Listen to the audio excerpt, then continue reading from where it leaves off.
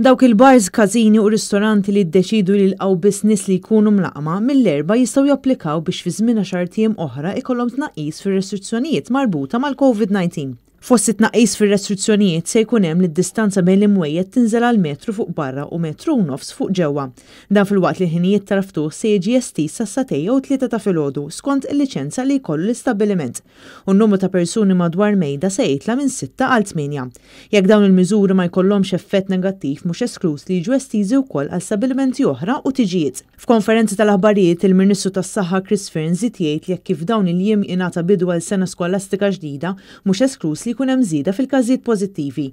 Dan apparti li fi ftit ġimgħat oħra jibda l-istaġun tal-influwenza li wkoll jista' jaffettwa s-sitwazzjoni tal-COVID. Tħabbar ukoll li mill-ewwel ta' Ottubru Malta se tkun qed taċċetta ċertifikati ta' turisti li jkunu tlaqmu wkoll b'doża waħda tal-vaċċin wara li jkunu ħadu il-COVID. Pajjiżna se jkun qed jaċċetta wkoll ċertifikati mill-Malasja, is-Sawdi Arabja u r-Rwanda.